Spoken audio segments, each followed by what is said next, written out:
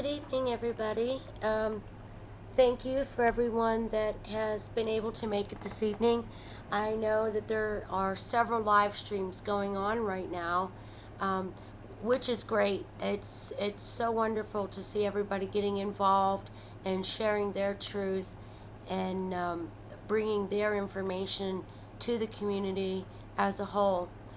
But this evening, it is Sunday, and I did make a promise that I would be bringing the healing at nature as a healing force back on Sunday evenings.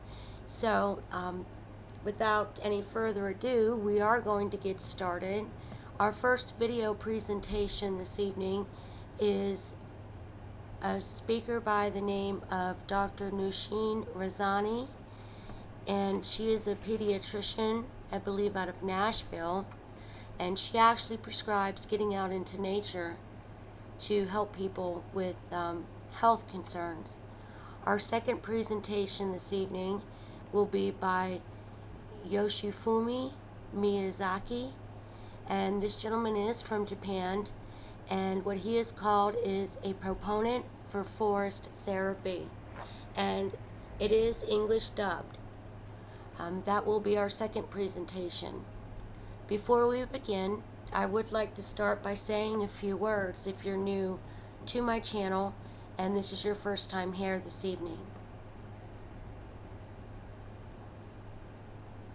I do believe that nature is very important for our health and our well-being. There's a feeling of bliss that washes over us when we get outside and away from it all. That feeling isn't just in our heads. Spending time in the outdoors has been scientifically proven to reduce stress levels, help you find your clarity, and rejuvenate your mind and body. Here's why it is so important to put your devices down, step out of the matrix, and into nature. The sun. Vitamin D helps our bodies function more efficiently. Going outside to get more vitamin D has become something of a refrain. Parents use it to admonish their kids for playing too many video games, and sunshine-deprived office workers use it as an excuse to take their 5th coffee break. What does vitamin D actually do for us? By helping maximize calcium absorption, vitamin D promotes bone and dental health. It can also elevate mood and reduce the risk of cancers, heart disease, stroke, diabetes, and even more. Vitamin D also improves blood flow and lowers blood pressure by literally relaxing our blood vessels. So with that being said, I'm going to go ahead and get on with our first video presentation. Enjoy.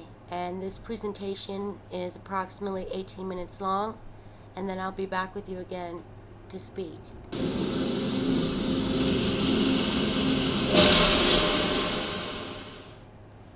I'm a pediatrician, and I routinely prescribe nature to children and families. Nature has the power to heal. It has the power to heal because it is where we are from, it is where we belong, and it belongs to us as an essential part of our health, and actually of our survival. These 3 amazing characters are my children, and they were my greatest pediatric teachers, and they are the ones that transformed the way that I view and practice medicine. They grew up in an urban center, and it was a very exciting place for me to be, with lots of ideas, but extremely restrictive for a child. There were very defined lines within which a child could be, and within those lines there were often signs like don't run, don't climb, don't jump, and my favorite one that I still don't understand, no horseplay. And I found that I had started internalizing these rules and acting as an agent to restrict my own children, saying things like, where are your shoes? You can't be barefoot. Sit down. Don't touch that. Don't taste that. Stop crying. Stop talking. And I didn't feel happy. I felt like I was killing every instinct that they had on how to be.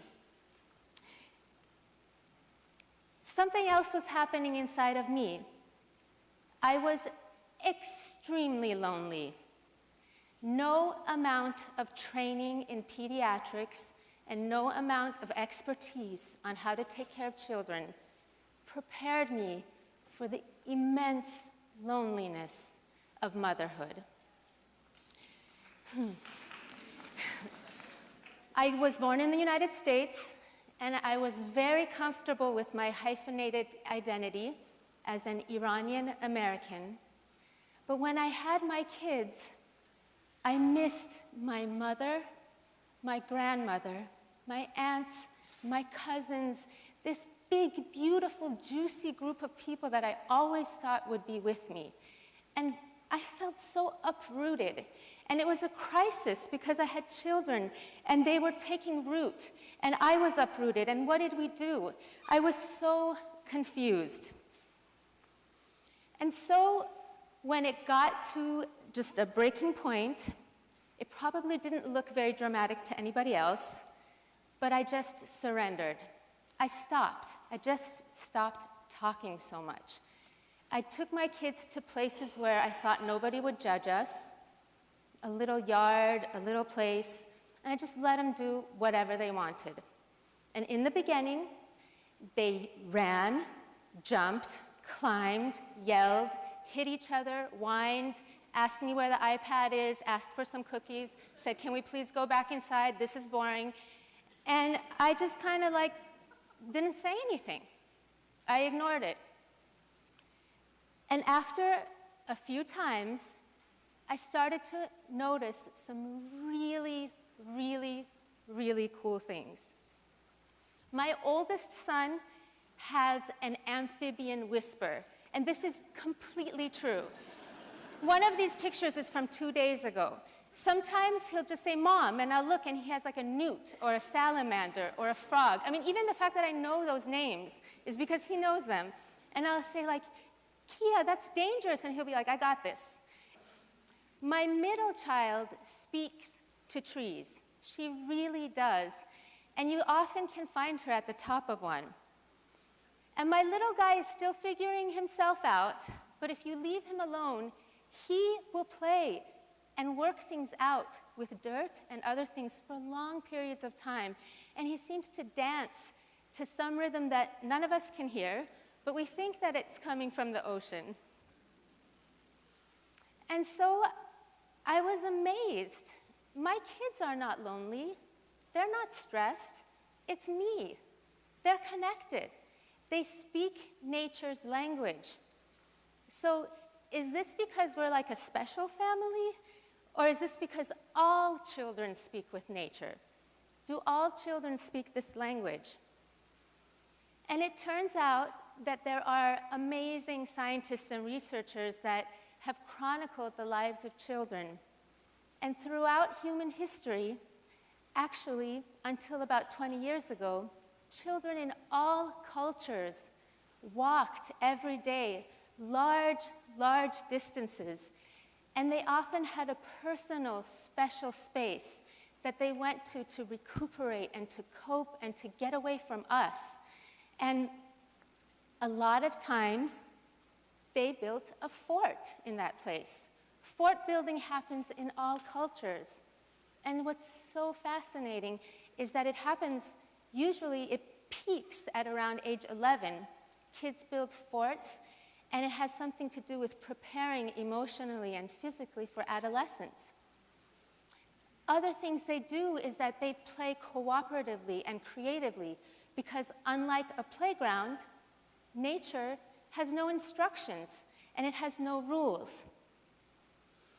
And I want to be clear that when I say nature, I don't mean big and I don't mean magnificent.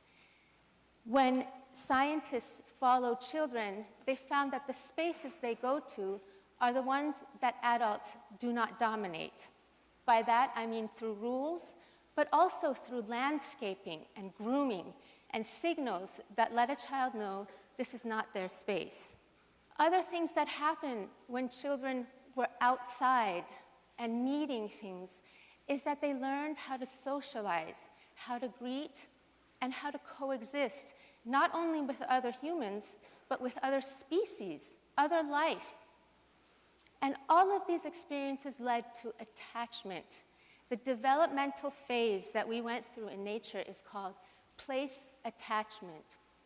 And when people think back to their secret spaces, they do it with love, kind of the way they would think about their mother or a person they care about. And they grow up wanting to preserve and take care of those spaces. Now here's the thing. All of this fort making and playing, it really stops at around age 12. After age 12, kids are off in their whole like, who am I, what is the world, like adolescent situation. And it really shocked me that we may be missing this stage that is fundamental to who we are as people. So now I have found out that the average American spends 7% of their life outdoors. If you add time in our car, that goes up to 12%.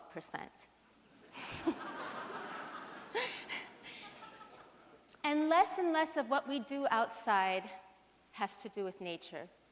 And for children, they are spending about half the time that they used to spend outside now as they did about 20 years ago. So I went on a campaign with my kids. I was like, we're getting out, we're going, we gotta do this. And we lived in an urban center, so we went anywhere to empty lots, and it was really fun. But we did notice that there was something specific to nature. And so what is it? Well, let's say, for example, you go into a forest. Within minutes, your heart rate will come down, you will breathe slower, you sweat less, and cortisol, the stress hormone, starts decreasing.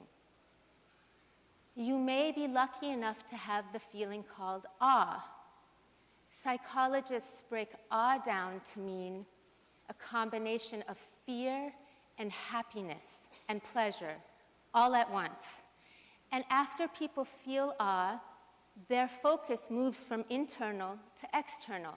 And so anxiety and depression go down, and people feel more empathy just from having a split-second experience of awe.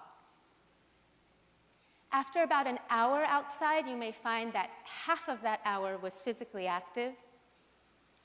And when you're out in nature, your mind is restored. After 15 to 20 minutes walking through trees, you will have a bigger attention span. You can solve more complicated cognitive tests and puzzles. And then after 3 days, yes, there are amazing researchers that will take people into the wilderness for 3 days and put an EEG monitor on their head. But after 3 days, the prefrontal cortex, the part of you that's in charge, it relaxes. It's reset. And that's when you have your most creative and productive time. If you can clear your head by taking a tree bath for 3 days, you will be at your most productive. So this is amazing.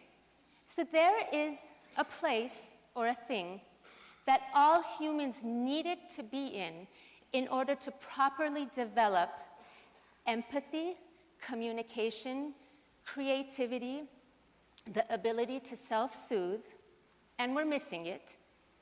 And now if you take a modern person into that same thing, they become happy, relaxed, and smarter, and it's free. I was like, I gotta get this to my patients immediately. So I went to my clinic, and I work with amazing, amazing people that were very excited about this. And we had to pause for a moment because the patient population that we work with is very poor. And was it really appropriate for us to tell people that don't have enough to eat or don't have a place to sleep that they should go to the park. And we realized, yes, actually, that's exactly who needs this. And so we met up with our local park district, and they are amazing people, and we came together in a real collaboration. They say, we've got the nature, and we said, well, we've got the people, and how can we do this without trivializing the real issues of poverty and discrimination and lack of access that these children face? How can we help bring nature into their lives? Well, first we started by bringing nature into the clinic. We put huge banners of redwoods going up the stairs. By the way, every photo in our clinic is of a natural space that our patients can get to.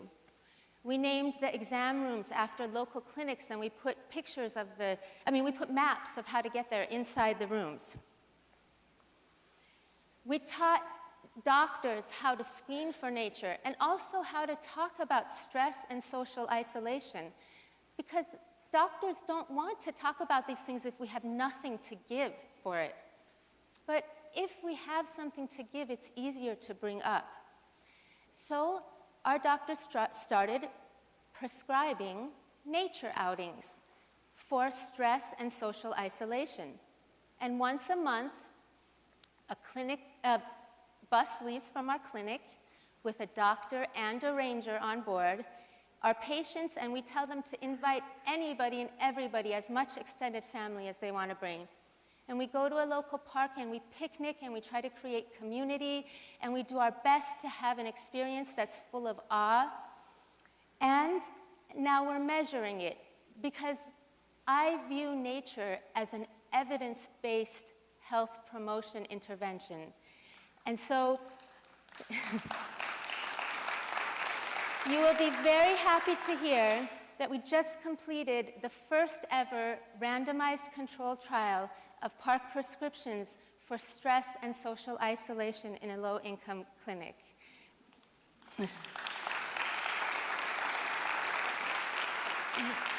We have just, so next month is our 2-year anniversary of monthly outings.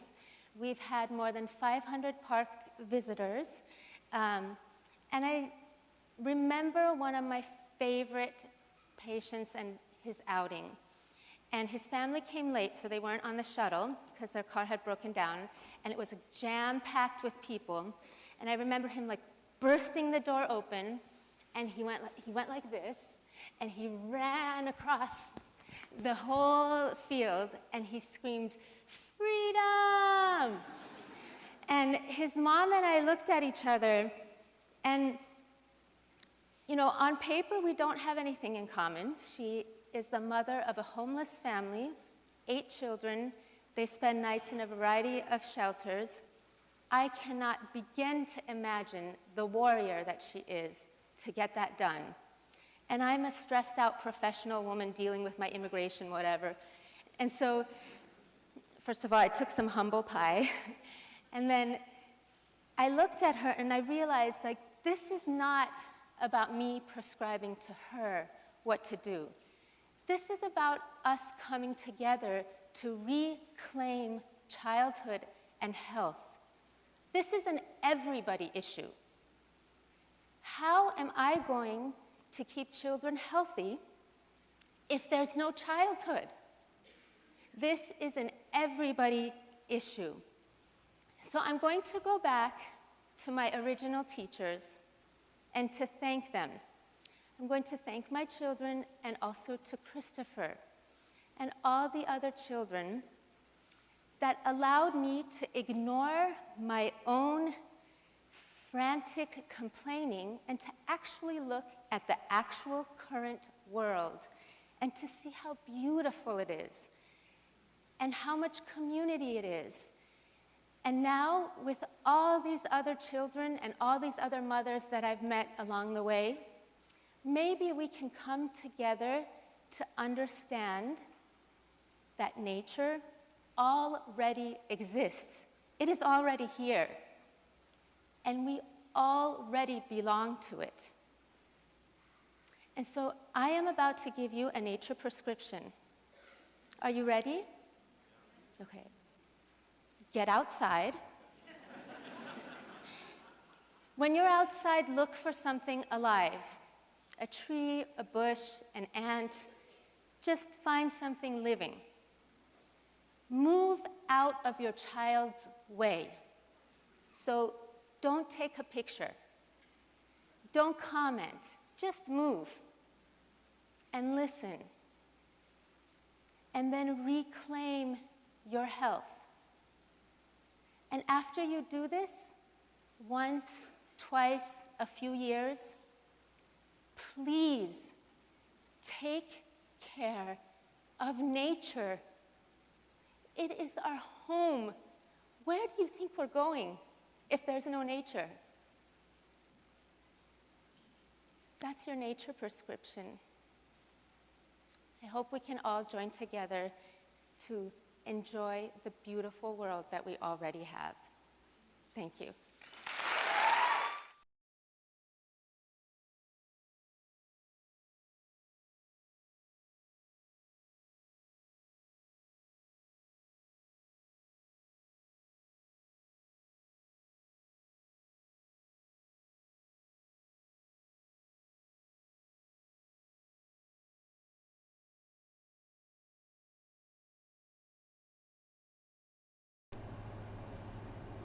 That was a very wonderful presentation that she just gave, and with personal testimony, it just drives the force home, you know, that nature is so important, especially to our children. I'd like to follow that up with a couple more points before we move on to the next video presentation regarding natural light. It actually helps to normalize our sleep schedules. As she said, getting a doctor recommended dose of sunlight can also help you feel refreshed and relaxed by helping regulate your body's melatonin production. Melatonin is a hormone that controls our body's internal clock. Basically, it makes us sleepy. The melatonin part of our brains, the pineal gland, is directly affected by access to light. It remains inactive during the day and is switched on when darkness sets in. The right amount of melatonin ensures you have a good night's sleep and wake feeling rejuvenated. Also, being in nature causes us to unplug. Multitasking, particularly with electronic devices, is a leading cause of stress. The University of California Irvine study found that people who had access to email and therefore received a steady stream of messages throughout the day had higher heart rates than those who were cut off from electronic communication. So taking an off-grid vacation can help you fully unwind. Not even so much a vacation. Even at lunchtime, instead of going to a restaurant or into the cafeteria, find a park, or if the place where you work has outdoor seating, sit out there with a packed lunch, and just leave everything at your desk and get into the natural environment. It's a start anyway. And with that, I'm going to go ahead and give to you our next presentation. That'll be one moment.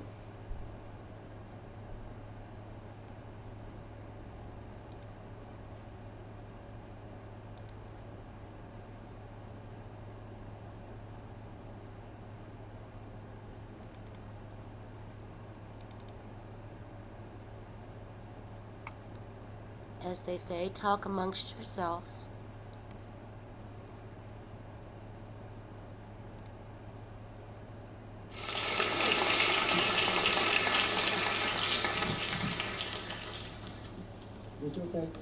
Thank you very much for the introduction. This is a wonderful event. I've participated in many kinds of events in the past, and I gave lectures, but most of the events weren't that interesting, weren't that fun. But from the morning, I've enjoyed myself today. And Patrick, thank you so much for inviting me to this kind of event. Well, today I would like to talk about nature therapy. This morning, as you heard in Tom Kelly's presentation,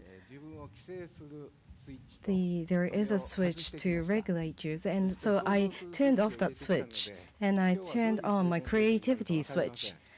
So I'm not quite sure what kind of presentation I would do. So now I have 30 red roses here. It's beautiful roses. So how do you feel looking at these roses? These are red, and I feel relaxed. You might be quite surprised, but when looking at these roses, what kind of effects do human body get? That has only been researched through questionnaire in Japan or in elsewhere. And now we have tested the effect of pink roses on human body. So I would like to show it to you later on. So first of all, I would like to give these red roses to female, mostly female, preferably female audience. But now I have 3 here, so I would like to give them to the 3 ladies in front rows. Please come up to the stage. Thank you.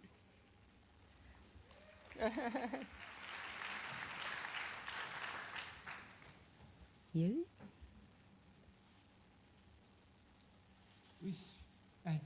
Here you go. And you.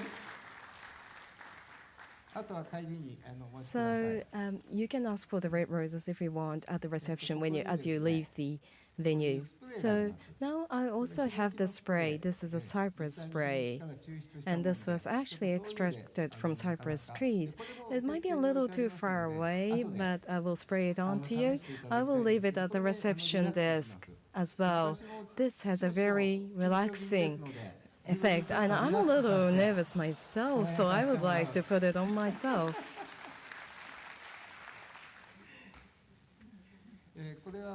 So this is a photo of our experiment from Hokkaido to Okinawa in 48 forests. We spent 1 week each to do experiments. There were 576 participants to this experiment, and we found that the participants relax in these forests. We know that from our own experience, but like I mentioned, there was only survey results that showed it. There was no data which showed what kind of changes happen in your body. And the flower therapy experiment and also the forest therapy experiment were first done by us. So I would like to show you some of our research findings. So why do we feel relaxed in nature? That's how I think about this. We were living in nature for a long time. It has been 5 million years since human became Homo sapiens. And for most of that time, we have spent our times in the forest, more than 99.9999%. The urbanization really started upon industrial revolution, and since then it has only been 0.0001%. So we have been living in the nature, so every part of our body, brain, lungs, everything is made to adapt to nature. 2 days ago, there was a very interesting publication in scientific journal called Nature. It was data on ape men from 2 million years ago. About a 10-year-old boy and about a 30-year-old woman, I think they are presumed to be parent and child, and they checked their dental calculus. And and they were able to find. Okay, that concludes that video presentation. I am setting up the Hangout now. It will be just one moment. And oops, thought that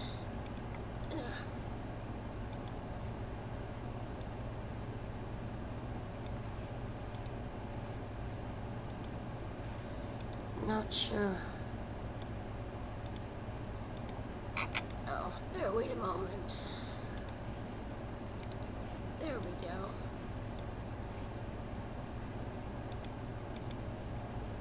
Okay. Alrighty, if anybody is interested in joining, please let me know.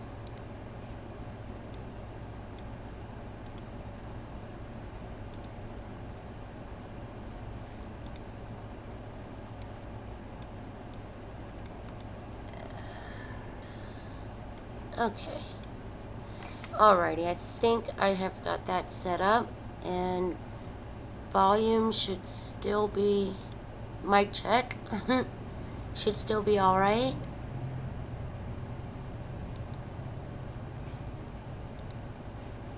Okay. Hi Flathead Politics, thank you very much for stopping in. I really appreciate it. Appreciate the support, very much so. Shay Smith, thank you very much for coming, and as you can see, you've earned your rent. Oh my. Plain Truth, thank you for stopping in. I'm glad you're here. I hope you're enjoying the presentations. Big Johnson, glad you're here. I Am Phoenix Bars is here, or he was a moment ago. Always a pleasure to have him in the house. Ace McLeod, absolutely a pleasure. Known Ace for a while now, so he's one that can speak on not only nature and its healing effects, but bringing you to another level of consciousness per se. Daniela Carson, thank you very much for coming in. I've just recently met her, a great member of the community. She has a lot to say, and I'm excited for the day that she'll actually be able to join us on panel. And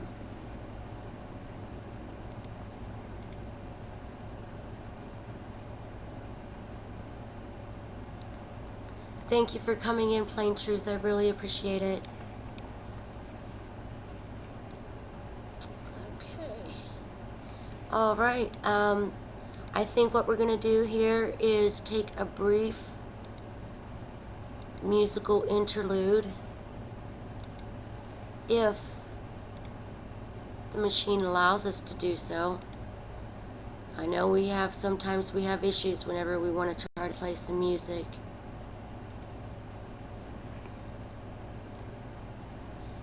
While I'm setting up a little bit of music for us, does anybody have any, if you have any questions, please feel free to put them in chat, or if anybody would like to join.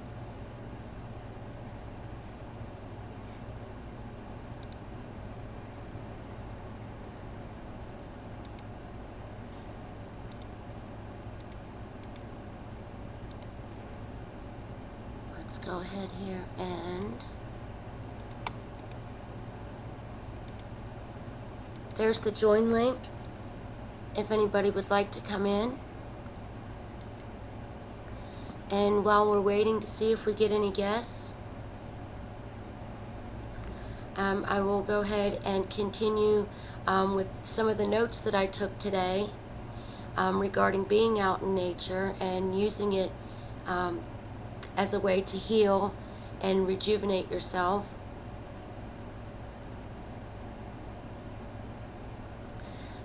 Being in our natural environment helps to center our minds. When we leave our devices behind and head out into nature, it can be very calming for more than just metaphysical reasons. A study by the University of Wisconsin School of Medicine and Public Health found that a natural environment allows people to leave the stressors of their everyday lives behind and instead focus their minds on something more pure. By centering your mind, we can relax our bodies. It gives time for our brains to recharge with this downtime. The human brain demands 20% of all the energy our body produces, and this requirement increases by 5 to 10% when you're focused on a mental challenge. When people are in a daydreaming state, something more easily achieved in nature's serene environment, their brains settle into what scientists call the default mode network, or DMN. DMN is a complex circuit of coordinated communication between parts of the brain and is essential to mental processes that develop our understanding of human behavior, instill our internal code of ethics, and help us realize our identities. It also lowers our stress hormone levels. A Dutch study recently suggested that spending time in nature and performing repetitive tasks such as gardening can fight stress better than any other leisure activity. And again, I stress getting out and starting a garden, even if it's a container garden or a windowsill garden. It's to get your hands in that dirt and to watch something grow and to nourish something that that most people see is inanimate, when in fact it's life, and it's to our benefit. And again, speak to your plants, talk to your plants. They'll respond in kind, in my experience. And well, back to the study, one group of people were asked to read indoors after completing a stressful task, while another group of people was instructed to garden for 30 minutes. The gardeners not only reported being in a better mood than the readers, but also had lower levels of the stress hormone, cortisol. Fresh air also improves our blood pressure. In polluted or indoor environments, the body has to work harder to get oxygen, and oxygen is what we need to function. This raises your heart rate and blood pressure. So finding fresh air is incredibly important. Incredibly important.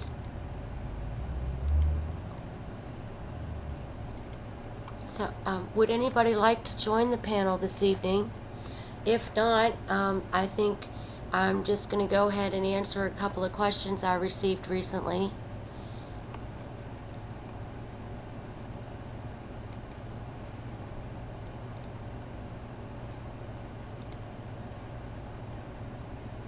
Hi everybody, that's me, here on my couch, day 210 I think we are on the couches, huh?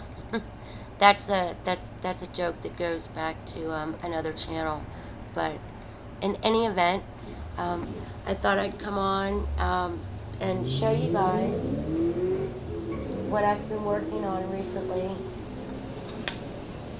One of the ways to know that you're drying your flowers and your herbs properly is that they maintain their color, and they'll also maintain their fragrance. And with some of my roses, I will just pull the buds from them, and these were a white and pink that has pink striations in it. And there's the coneflower and some lavender, all of which still smell beautiful. And as I showed on a previous stream, hello, I've been joined by Big Johnson.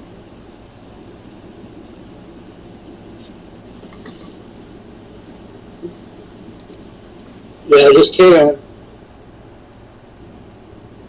How are you? I'm fine, thank you. Good to have you. Good to have you. I'm going to mute your mic for a minute, simply because for whatever reason it's picking up your image and nobody can see the flowers. So, okay, I think we should be able to. There we go. And this is the jar where I keep all.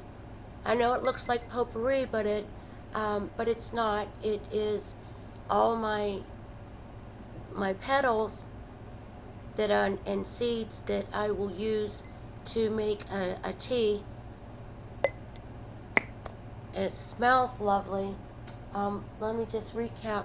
Since here, this is peony, and these were pulled. Well, I clipped these back in March, and they've been drying this whole time, and they are dried. They're fully dried. They maintain their color. Even the stems maintain their color. Their floral essence. That's going to be beautiful. And here's some purple cornflower, the blue cornflowers. They've maintained their color as well. And there's the lavender. It's dried, and I will clip that all off. I will clip the heads off of the dried cornflower and just use the petals, and then the seeds that are inside the little pod there, if it'll focus there on that little seed pod in there, I will save and plant more. And these were some pink roses, pink and white roses that I dried. These have been drying for since last summer, so they're fully ready to go into an herbal infusion now. And oh, they just smell.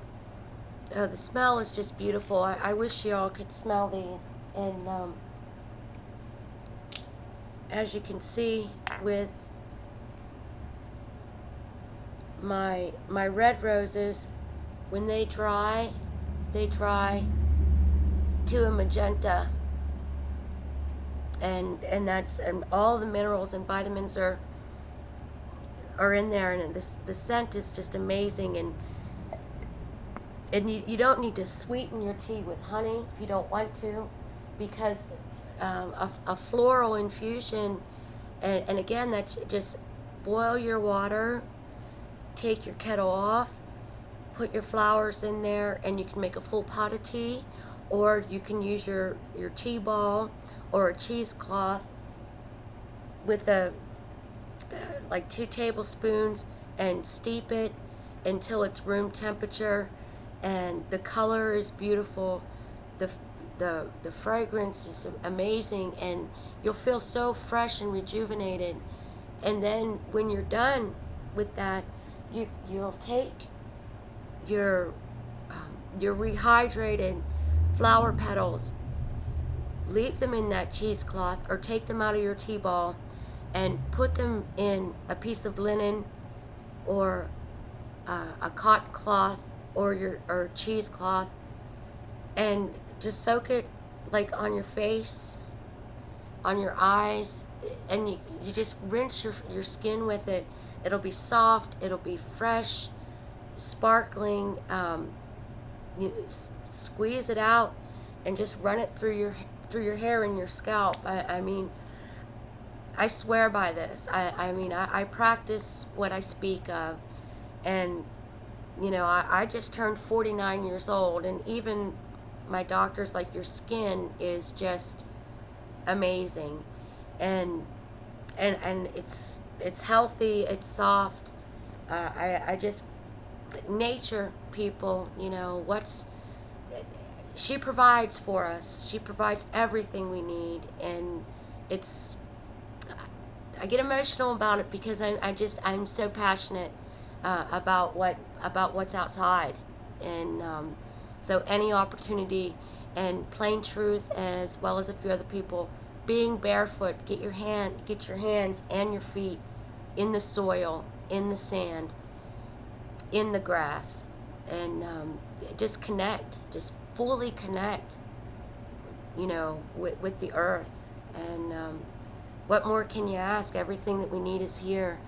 And with that, I'm going to go ahead and yield the floor.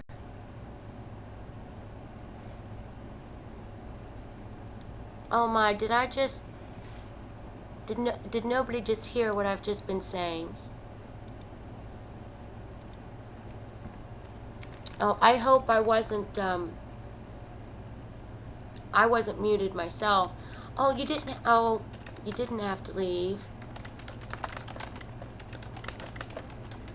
No, the only reason I had wanted to mute your mic was because of the whatever background noise or what have you that was going on was taking away from the visual, and my flowers and my hangout just went.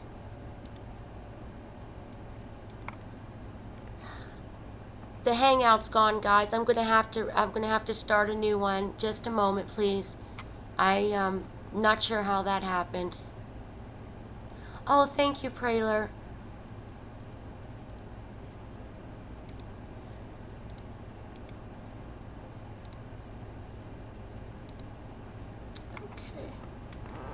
Okay, I'm gonna go ahead and open a new hangout. The other one, I may have accidentally closed it. I'm not sure. Hopefully I didn't get sniped. It was probably my error. I'm gonna show while I get that restarted. I'm going to let us watch Lisa Parks and her controlling the water with her brainwaves while I get that going, while I open a new hangout.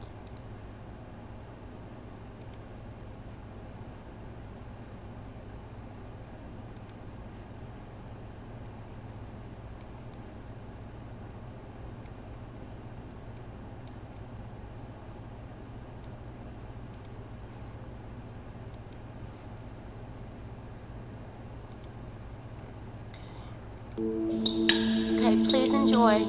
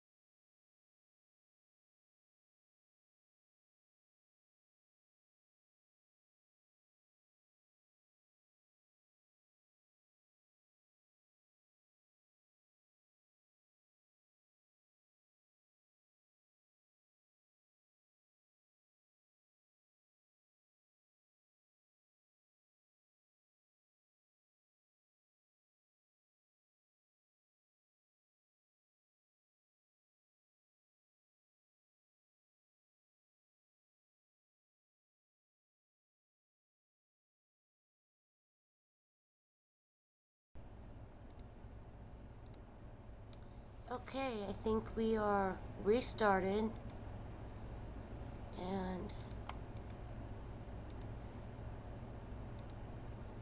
here we go. Okay.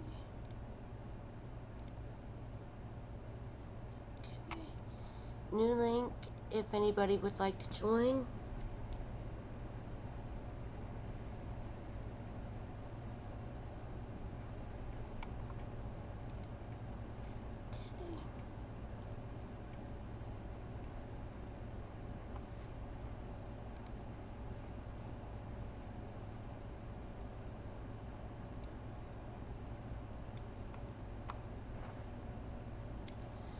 Okay, while I'm waiting to see if we get any guests, I'm going to go on with discussing a few things about breathing.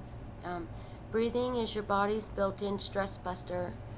Research shows that breathing techniques have the ability to dampen the production of stress hormones, as well as train your body's reaction to stressful situations. Rapid breathing engages your body's sympathetic nervous system, or your fight or flight response, which is activated by stress and works to energize the body. Slow, deep breathing, the kind encouraged by the great outdoors, stimulates the body's parasympathetic reaction. This calms us down. By stopping to smell the roses, literally, you can put the brakes on your body's natural stress response and just relax. Oxygen affects your sense of well-being. Levels of oxygen in your brain are tied to the levels of serotonin, the neurotransmitter that affects your mood, appetite, memory, social behavior, and other processes. Too much serotonin and you can become irritable and tense. Too little serotonin and you can become depressed. Breathing fresh air can therefore help regulate your levels of serotonin and promote happiness and well-being. Again, getting out in nature, breathing fresh air. There's something to note here that the negative ion-rich oxygen found in nature also has a relaxing effect on the body. To put things in perspective, the Los Angeles freeway has a negative ion count of below 100 per cubic centimeter, while the area around a large waterfall can boast a negative ion count of 100,000 per cubic centimeter. Average fresh air has 2,000 to 4,000 negative ions per cubic centimeter. Negatively ionized air promotes alpha brain waves and increases brainwave amplitude, which creates an overall clear and calming effect. So including a waterfall hike in your next vacation can really help you relax. So, and last but not least, getting back to being barefoot and your feet on the ground. Bacteria in soil also boost your serotonin levels. Nature's calming effects come from not only the fresh air, but also the ground. Research that's been done by scientists at the University of Colorado Boulder shows that Mycobacterium vaccae, VACCAE, a harmless bacteria commonly found in soil, can act as a natural antidepressant by increasing the release and metabolism of serotonin in parts of the brain that control cognitive function and mood. The bacteria can also decrease inflammation in your immune system, thereby alleviating issues from heart disease to diabetes. So, taking a hike, a bike ride, water activities, gardening, just a walk through anything that has plants, it's beneficial. We're not whistling Dixie out here. It's actually been scientifically proven and shown that being in nature heals us on many levels. So, yeah, that's where I'm at with that. Doesn't look like anybody's joined. So if nobody wants to join, that's fine. That's quite all right. If Big Johnson would like to rejoin, he's perfectly welcome to. With that, I really don't have much else to talk about at this point. I just really wanted to share those videos and discuss why it's important to be in nature and to get outside and be a part of our environment, as well as show some studies that actually prove what many of us have been saying recently. So I have been joined.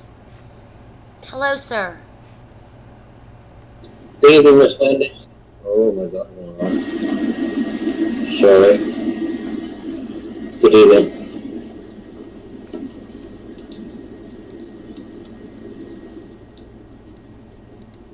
I think I turned that down just a little bit. So what do you have any thoughts on the video presentation, or anything you'd like to add from your own personal experiences or anything with nature? I know you do speak about the the psilocybin and how that's been beneficial for people's health as well. Well, I mentioned, I talked about the oxygen thing the other night, but what caught my ear tonight was the cortisol. People underestimate it. My research says it can affect your body up to 24 hours after it's peaked. So if you're trying to heal from something and you're getting stressed out even a couple or 3 times a day, you're slowing your healing drastically, because some research says you're not healing at all if those levels are high enough. Yes. So when they say, when your job stress is a killer, by all means it is. It's not just a cool saying. Well, that exactly, and when your cortisol levels are raised to such a degree that people will store their fats, and it will store in the belly, which will push on your diaphragm. It'll cause you to gain weight, which causes other health problems. And I'm not sure if people are aware of this, but cortisol is expelled through the body in our urine. It's processed through our kidneys. And so that's one thing. People speak of urine therapy, and that's all well and good, but you have to have a clean diet, not be taking prescription medications, and not be stressed out, because you're just putting that back into your body at that point. And that's whenever people are seeing a neurologist or an endocrinologist, one of the first things that they will check if you're having if your blood levels are off, they're gonna want to check your cortisol levels with a 24 to 48 hour clear catch, meaning you don't expel into the facility. You expel into a container for them to test it, because cortisol can affect your pituitary, your thyroid, your parathyroid, all of it. So absolutely.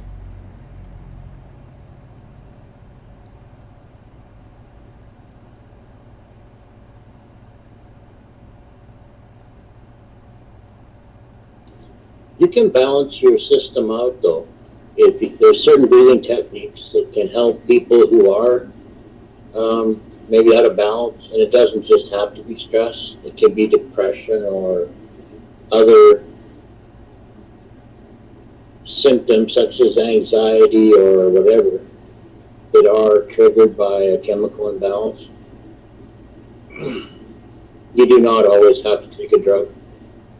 Exactly. Yes, meditation works, prayer works, exercise obviously works. Like even when I got in a bit of a wreck with my semi, I had to go take physiotherapy, and that was one of the things they taught us. Is even my instructor said when she got a headache, she said, "I just go for a 20-minute walk, and when I come back, it's gone." Because if you increase your heart rate just in a walk, even endorphins and whatnot are released at about the 15-minute mark. So some stress is okay. It's chemical and physical and emotional stressors that we can control, we should try. Yeah. Do you know the names of the specific breathing techniques that you're referencing here, in case anybody would like to look them up? I know belly breathing is supposed to be incredibly helpful. I'll mention Wim Hof. Uh, he has done incredible work in this area. Scientists are now working with him, trying to prove that he's not an aberration, because they said he was just a freak of nature because of the things he was able to do in cold and breathing and whatnot. And he says it was a combination of cold water and holding your breath, this breathing technique that he had. He's cracked 26 world records so far, and when they said it was only him, he taught a group of like 7 to climb Mount Everest in like 2 weeks. The second group he took like 21. They did it in half the time, and both times they did it in like hiking boots and summer shorts. And there's actually a picture, if you want to Google it, of them meeting the U.S. military geared in black winter clothing coming down. And they're growing up in summer shorts. Wow. I remember back when I used to watch television, and this was quite a long time ago, 7, 8 years. There was a program on that had it was a survivalist type of thing, and the gentleman's name was Cody. He was always barefoot and in shorts and everything, and he spoke about the reason that he could do that was through breathing and preparation and all that. So yeah, and I know myself that there is something to be said for women that take I don't know if it's still called Lamaze, but when they take classes to learn how to breathe for labor and delivery, I know I can speak from personal experience. I relaxed myself through breathing, that between contractions I actually fell asleep. And even now, when my pain, because I have health issues, I have pain issues that are not always remedied with natural medication, and but breathing is helpful, and you can put yourself, just by focusing on your breathing, you can put yourself into a relaxed state, a lucid state. It's amazing, and the ionized air or oxygen, that's true too. I know myself, I have the Himalayan salt lamps, and my air quality in my house, along with my house plants, but because I do have a street, I know we all live on streets, but I have traffic. Even though I'm in a rural area, my little quarter mile of section here of my town, it is a bypass, so we get a lot of truck traffic, especially because of the fracking. So I wanted to make sure that my air quality in the house was going to be much improved. So I brought outdoor plants inside, rerouting, started to like take clippings off my hanging plants and putting them in water, and just put them everywhere. And the Himalayan pink salt, I read that if it was heated, it ionized the air, the negative charge. and my air quality is much better. I'll still have occasional bouts of coughing if I've spent time outside, but I'm normally indoors at certain parts of the day, and I used to cough all the time. But since I've upped my plants in the house, as well as the putting a little tea light in the hollowed out salt, my coughing and everything have subsided greatly. So that there's so much, there's so much information out there, and I'm glad to share what little bit I can, and I'm glad to have guests on like yourself that can speak on other aspects and from a different perspective. That breathing technique, I posted a link in chat and in here for you. It talks about two people on the scientific side about what it actually does and how it actually works, and they actually list a couple of studies or whatever that were done. Some have been reviewed, but just in layman's terms, the way I understood it is it actually zeroes out your autoimmune system and your endocrine system. And off the top of my head, I can't remember the third one, but those two alone are huge. And like anything that I research, I want to try it myself before I tell somebody else to do it. And I haven't done it long term, but when I did do it, I can absolutely tell you, you will feel effects. You will get beneficial effects from this breathing technique.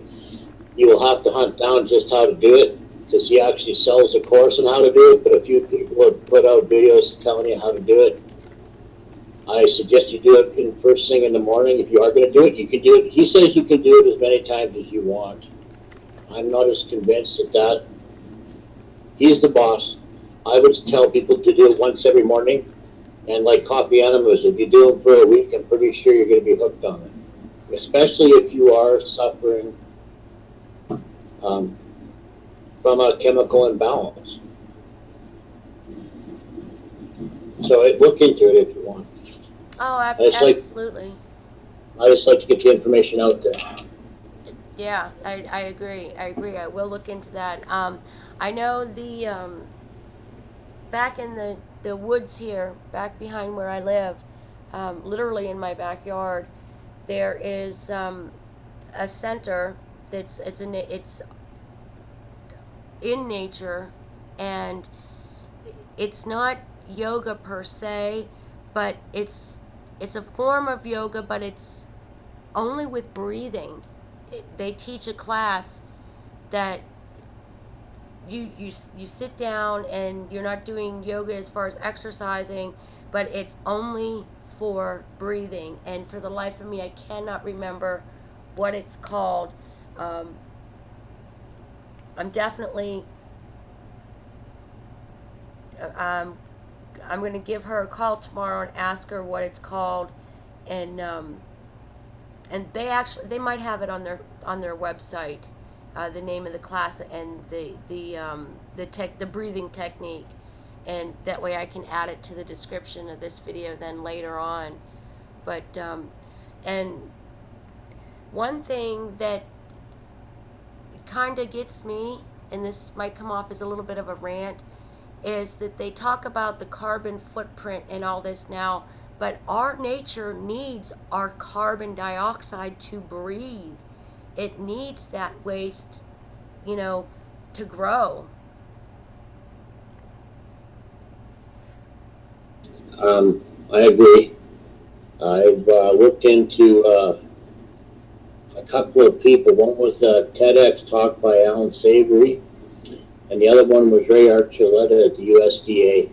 And they both are working the same theory that herd cattle and animals on the land actually reverses desertification, meaning deserts. And there are before and after pictures in that one video presentation he does at TEDx. But basically, in short, what it does is that grass grows up, and if it's freestanding when it dries, it can take a long time for it to actually fall over, whereas if it's by cattle or sheep or elephants, it doesn't really matter. It packs it down and it acts like a mulch and it holds the moisture and the soil doesn't get as hot. It acts like a cover in the spring for the new grasses to come up. And we need to get cattle and herd animals back on the land and not off the land. For generations, they've always thought it's been overpopulation of animals on the land that causes desertification. It's just the opposite. And as for grounding, I actually have a cord outside that I run in through my window and hook it up to the metal table that I have my computer on, so I don't actually have to spend time doing it, because as soon as I put my feet on the legs of the table or touch it anywhere, I'm being grounded. Just a side note. Oh, that's great. Yeah, Praler thinks what I'm speaking about may be called pranayama. So I'm going to double check that as well. That could very well be it. I know prana is air, so that could be what it is. But I'll double check to be sure, so I can make sure I reference that in the description after the stream's over. But yeah, it's a healing center, and I can't pronounce his name. I would have to spell it. But where is my? Oh, I have.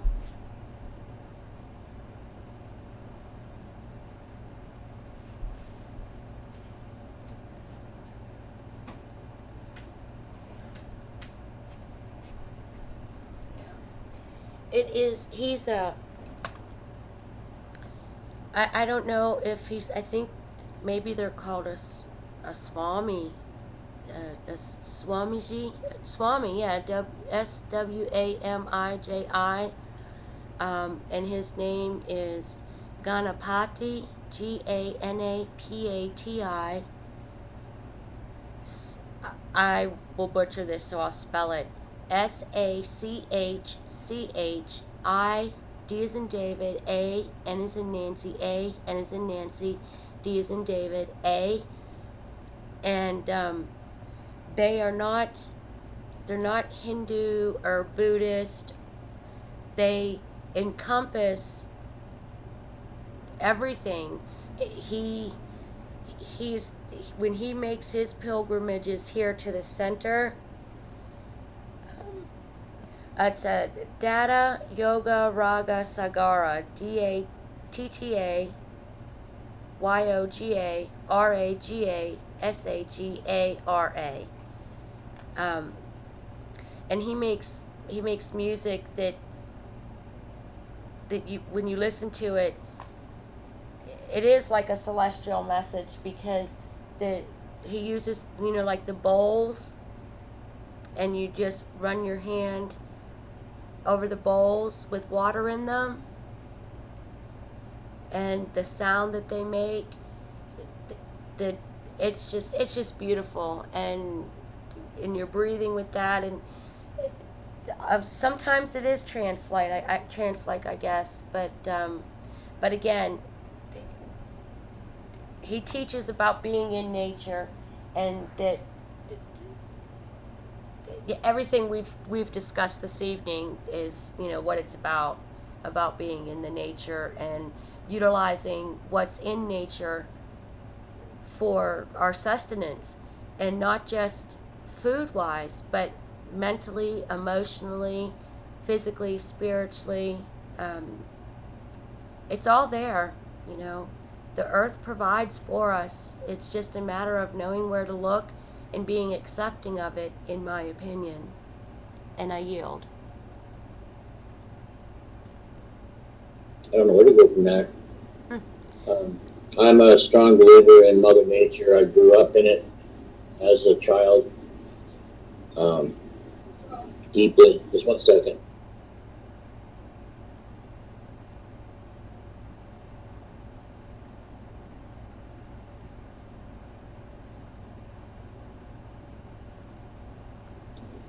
And if we were more in nature, we'd be more attuned with nature, in my opinion. A lot of people just don't understand where we even stand on the food scale. Like, I know we're at the top of the pyramid because we have thumbs and weapons, but walk into a bush for 2 weeks and come out telling me you're the top of the food chain. You'll have a tough time. The bugs will take you down unless the big teethed animals. I have a lot more respect for it. I grew up hunting and trapping before I got on a bus to ride it to an hour to school.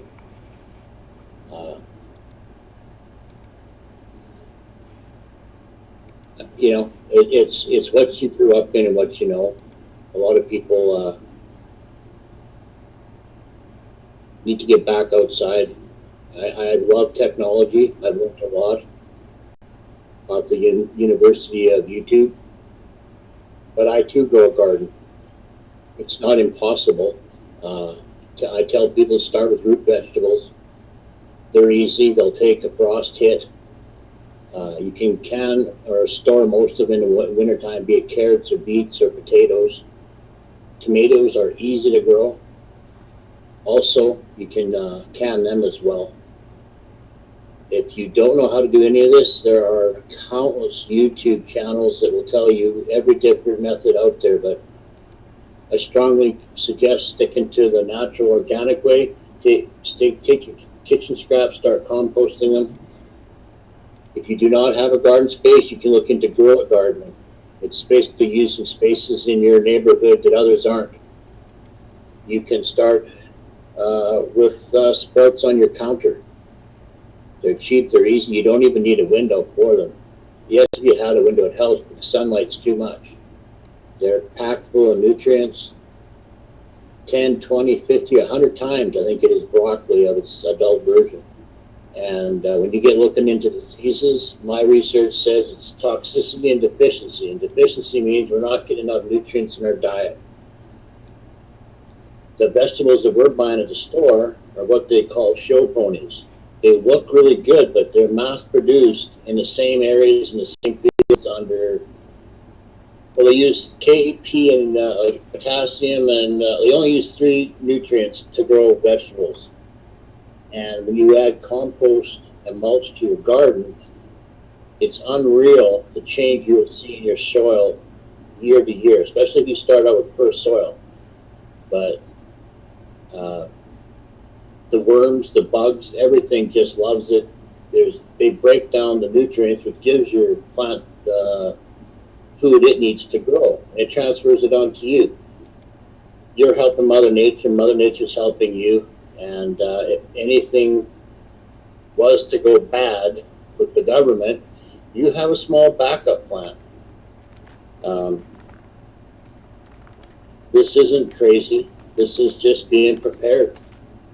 It's helping your health. And with cancer rates climbing to an almost 1-to-1 level, it's only a matter of time before we're fighting that off. So why don't you increase your diet, nutrition,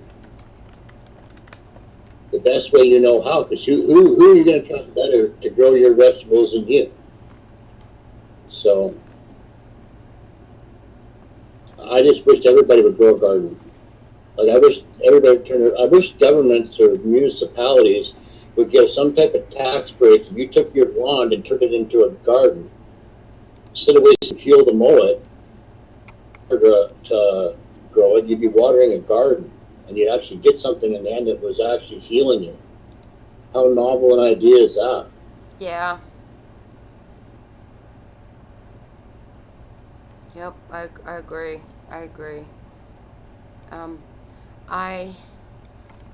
There was a video I couldn't find earlier, and I asked a friend of mine if they remembered it, and they emailed it to me, and I did just find it, so I'm going to go ahead. I think it's only about 15 minutes, and it is The Taoist Approach to Mental Health and Well-Being, the Barefoot Doctor. So I think that may be a good place for us to take a breather. I need to get a tea and all that. So if you need to get a tea or anything, Yep, and sounds good. we'll let the video play. I'm just getting it set up here. One more moment. Whoa, cut that off too much. Okay, and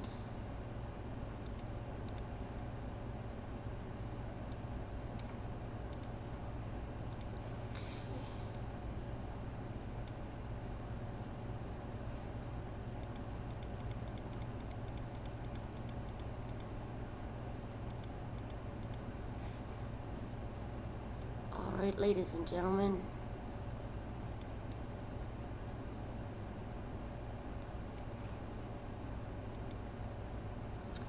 All right, ladies and gentlemen, I have a new presentation to show you. It is about 17 minutes long, and with that, I will be party in a penthouse.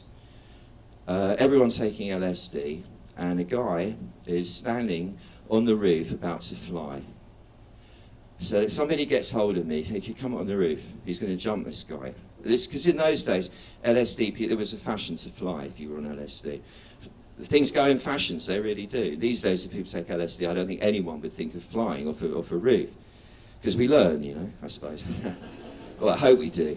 And it was really interesting. Well, it was really quite horrible, actually. But he was standing, and it was night time. It was quite cloudy, November night, the orange street light glowing in the sky, a bit windy, like whoosh, and he's standing there swaying on the edge of the roof, and the people are sort of a bit around, but no one's going too close. Somebody's trying to talk to him, he's not listening, he's completely off his trolley.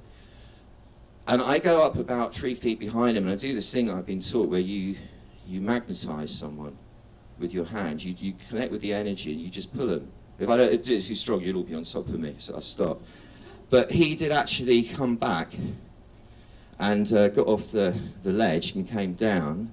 I kept pulling him towards me, benignly, not in a weird way, just because it was the only thing to do. I was amazed that it worked. It was like, phew, wow. I mean, I have to be honest, I was tripping as well, so it was very, very powerful. And he came towards me, and I knew from my kind of altered state, which had opened up my filters of perception, so I could see the energy really clearly, and I was going in my mind going, wow, it's really true, there is this energy, shit. It's not just some sort of oriental myth, you know, I could actually really, really see it as light. I could see there was a big black hole around his kidneys. You could see that he was like deficit of energy, of life. And I came up to him and I put my hands on his back. Now, in 1968, people didn't touch each other that much, unless it was, you know, shaking hands, kissing, or it was a sexual thing. But guys, especially, would not put their hands on each other. They still don't that easily these days. So it was an odd thing to do, but in the altered state environment, it was totally cool. I put my hands on, his kidneys, and it was like a furnace coming out of my palm. I'm not saying I'm clever to have done that. It wasn't that. I was really just purely a vessel, because I wasn't even really there. And you could feel him heating up in the kidneys, and as that was happening, he and me starts coming into this state of real clarity. I mean, absolute clarity and focus. And then we started talking. And I actually realised that aside from all the hysteria of flying off roofs on LSD and all that, because, you know, as a fashion, there must be pain there, because otherwise why is he jumping off a roof? It wasn't just because he thought he was an angel, he could fly. There's something underneath, there's pain there. And we started talking, and he started telling me his story, and there was a lot of pain there. And then, big surprise. I still get surprised, in fact. Everybody's got a lot of pain going on inside. That's what you learn. It's like, I did this conference for Boots, it was actually, their head office. I created this perfume, this kind of healing, sexy perfume smell, and I created a range out of it. It wasn't from a consumerist, materialistic kind of thing. I just like having a laugh, really, and it was a laugh. It was a bit of conceptual art. If I could get messages out in a place like Boots, how funny would that be?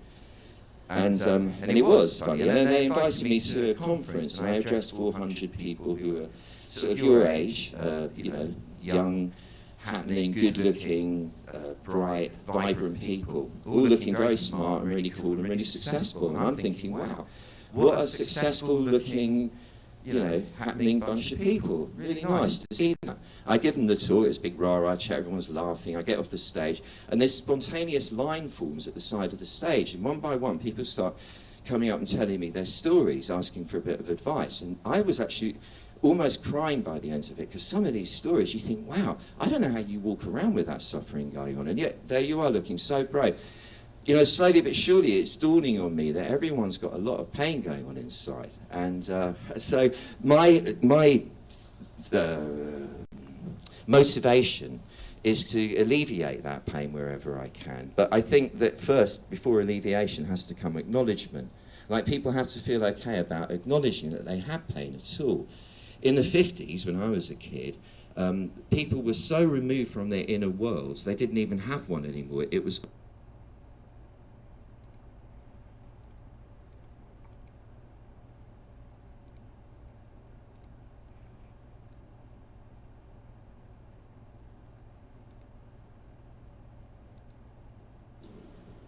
blocked.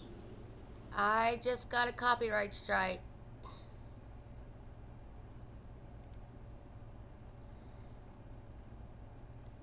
Yeah, YouTube cut me off. Shit. Yeah.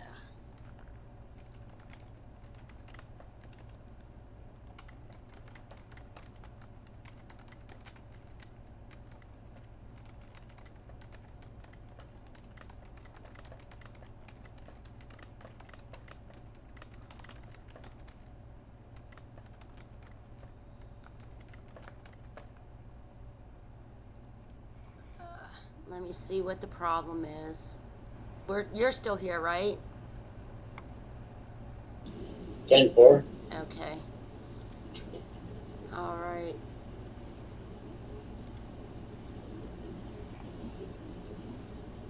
Okay.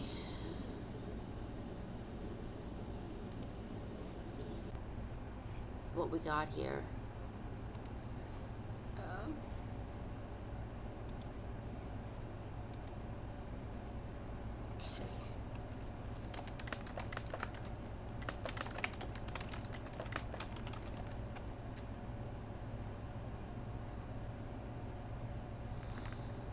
Says that I'm here, so I stopped it. They stopped the stream, and I pulled the video immediately. But I got the what's called the black YouTube screen of death on my end. I don't know what everybody saw out there, but on my I just put a blue YouTube, I think, yeah. on a black background. Yeah. Yeah, it's YouTube letting me know they're listening and they're not happy. Yeah. Well, that kind of sucks. I've often watched a lot of content makers are just little guys, and they're getting strikes left, right, and center. And I watch the popular people, and they're running Joe Rogan stuff. And I'm going, how is it these people get away with running anything and saying anything they want, and these little guys are just getting hammered left, right, and center? I don't know what that's about. Well, a lot of the larger channels, okay, thank you, Prayler. A lot of the larger channels, they, what they're not getting actually copyright strikes, what they're getting is copyright claims, and you'll see ads on their channel. It's not necessarily they monetized, it's whatever content they were showing, they chose to monetize that content to allow it to be on their channel.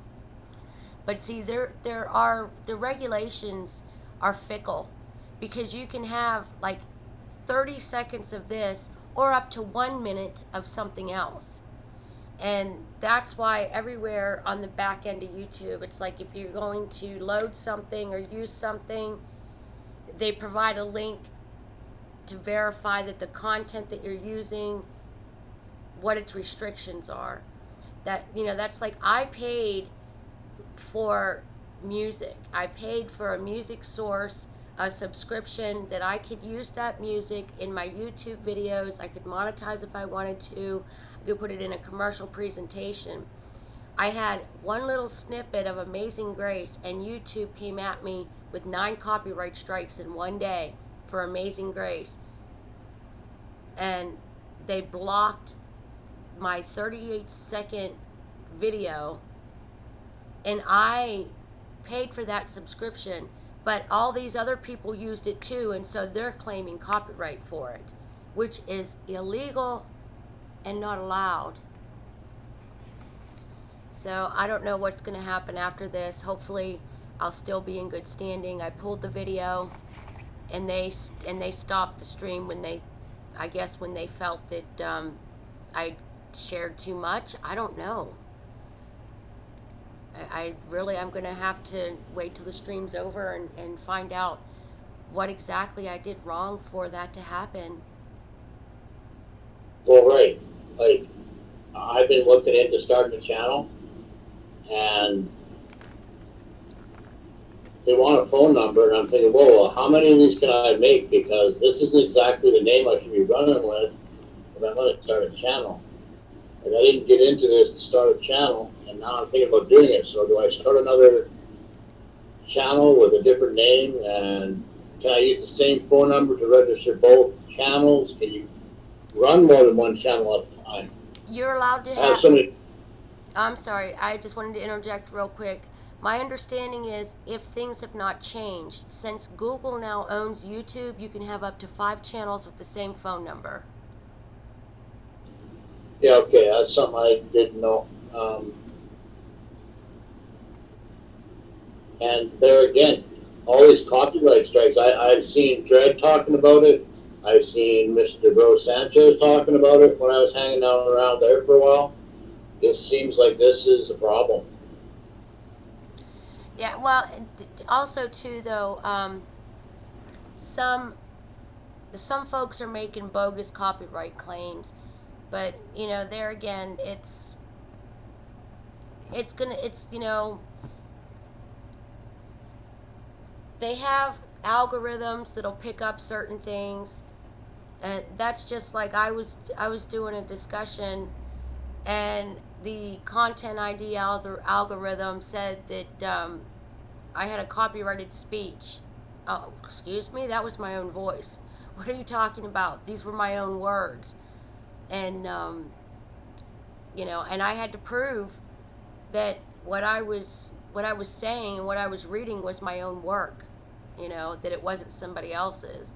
So that tells me that they have an archive somewhere. They're going out, and the web crawlers are pulling to see if anything that's on this platform is being utilized. And when you have a separate blog, or you have websites and you've been involved in other things, that's my information, and this is my channel. I can share whatever I want. I can go to my gaming site, I can go to my blog, I can go to my Twitter or whatever and pull whatever I want and display it on my channel, and should not be hit with a copyright because it's mine.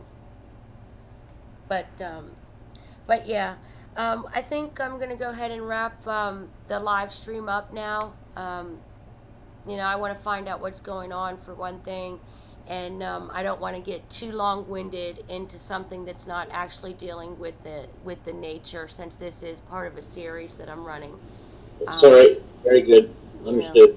So, so Prailer and everybody else that's out there, thank you so much for watching and listening.